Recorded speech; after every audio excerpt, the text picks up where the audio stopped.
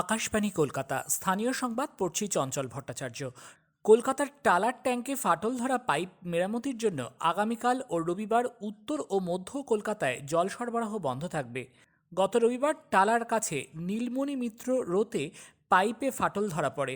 আগামীকাল সারাইয়ের কাজ শুরু হবে, চলবে রবিবার সকাল পর্যন্ত। তবে সকালের নিয়মিত জল সরবরাহ স্বাভাবিক থাকবে বলে পুরসভা সূত্রে জানানো হয়েছে। রাজ্যে আগামী বিধানসভা নির্বাচনে পোস্টাল ব্যালট সঠিক সময়ে সার্ভিস ভোটার এবং রিটার্নিং অফিসারদের কাছে পৌঁছানো নিশ্চিত করতে তা স্পিড পোস্টের মাধ্যমে পাঠানোর সিদ্ধান্ত নেওয়া হয়েছে। অন্যদিকে ছাপ দেওয়া ব্যালট পেপার গণনার নির্দিষ্ট সময় আগে রিটার্নিং অফিসারের কাছে পৌঁছানো পর্যন্ত সেটি অনলাইনে ট্র্যাক করার ব্যবস্থাও থাকবে বলে মুখ্য নির্বাচন আধিকারিকের দপ্তর সূত্রে জানানো হয়েছে। নির্বাচন কমিশন এর যাবতীয় খরচ বহন করবে।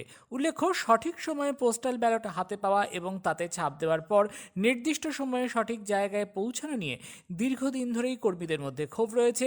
সেই সমস্যার সমাধানেই এই পদক্ষেপ।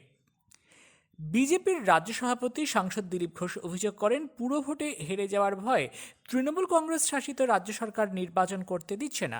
তিনি আজ সকালে উত্তর 24 পরগনার বনগাঁয় চা চক্রে যোগ দিয়ে পরে সাংবাদিকদের সঙ্গে কথা বলছিলেন। মাঝেরহাট সেতু প্রসঙ্গে মুখ্যমন্ত্রীর দাবি নস্যাৎ করে শ্রী ঘোষ বলেন, মুখ্যমন্ত্রী অসত্য কথা বলছেন। রেল অনুমোদন দিয়েছে, কিন্তু মুখ্যমন্ত্রীর ভোটের রাজনীতি করে যাচ্ছেন। 2020 সালে বিশ্ব প্রতিবন্ধী দিবসে ভিন্নভাবে সক্ষমদের ক্ষমতায়নে রাজ্য সম্মান পাচ্ছে আলিপুরদুয়ার জেলার পলাশবাড়ি স্বপ্ন সোসাইটি। ভিন্নভাবে সক্ষম পড়ুয়াদের নিয়ে সারা বছর ধরে সোসাইটির স্কুলে নানা কর্মসূচি চলে। পড়ুয়াদের বিভিন্ন হাতের কাজ শেখানো হয় যাতে তারা স্বনির্ভর হয়ে উঠতে পারে। রাজ্যে কোভিড সংক্রমণ থেকে সুস্থতার হার 93.01% দাঁড়িয়েছে। নতুন করে 3,507 জন আক্রান্ত হওয়ায় এ পর্যন্ত মোট 4,70,498 জন এই রোগে সংক্রমিত হলেন। তার মধ্যে রোগমুক্ত হয়েছেন 4,37,604 জন রোগী। শেষ পাওয়া খবরে সংক্রমণমুক্ত হয়েছেন 3,537 জন। স্বাস্থ্য দফতরের প্রকাশিত রিপোর্টে আরও 52 জন কোভিড আক্রান্তের মৃত্যু হওয়ায় রাজ্যে কোভিডের মৃত্যুর সংখ্যা বেড়ে দাঁড়ালো 8,224। দক্ষিণবঙ্গে ট্রেন চালু হলেও উত্তরবঙ্গে এখনও প্যাসেঞ্জার ট্রেন চালু হয়নি। New Jalpaiguri Haldibari passenger train দীর্ঘ 8 মাস বন্ধ থাকায় নিত্যযাত্রী থেকে ব্যবসায়ীরা বিপুল সমস্যার সম্মুখীন হচ্ছেন। এই ট্রেনে সবজি জলপাইগুড়ি এবং নিউ জলপাইগুড়ি স্টেশন হয়ে শিলিগুড়ি ও কলকাতায় যেত। পূর্ব কলকাতার কেষ্টপুরে আজ সকালে একটি চলন্ত বাসে আগুন লাগে। বাসটি এয়ারপোর্ট থেকে উল্টোডাঙার দিকে যাওয়ার সময় নিয়ন্ত্রণ হারিয়ে একটি বাইকে ধাক্কা মারার পর আগুন লেগে যায়। দমকলের দুটি গাড়ি আগুন নিভিয়ে ফেলে। ওই বাইক আরোহীকে গুরুতর আহত অবস্থায় হাসপাতালে নিয়ে গেলে সেখানেই তার মৃত্যু হয়। পূর্ব মেদিনীপুর জেলার মারিসদা থানার কালীনগর বাসস্ট্যান্ডে একটি ক্যালেন্ডার ছাপানোর দোকানে এবং পাশে এটিএম কাউন্টারে গতরাতে আগুন লাগে। কর্তব্যরত সিভিক ভলেন্টিয়ার আগুন দেখতে পান। প্রায় 12 লক্ষ টাকার জিনিস পুড়ে যায়। দমকলের প্রাথমিক অনুমান শর্ট সার্কিট থেকে আগুন লেগেছে। বর্ধমান থানার রায়নগরের ফেসবুকে বন্ধুদের সঙ্গে চ্যাটিং করা নিয়ে স্বামীর সঙ্গে অশান্তির জেরে এক গৃহবধূ গলায় ফাঁস দিয়ে আত্মঘাতী হয়েছেন।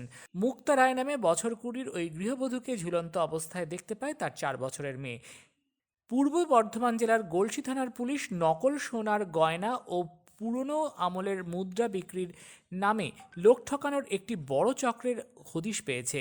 ফাঁদ পেতে চক্রের 3 জনকে গ্রেপ্তার করা হয়েছে। মীর মসিকুল, শেখ সানিউল হোসেন ওরফে লাদেন ও শেখ রাহুল বীরভূমের সাঁইথিয়া থানার কল্যাণপুরের বাসিন্দা। তাদের কাছ থেকে 50টি নকল সোনার কয়েন বাজেয়াপ্ত করা হয়েছে।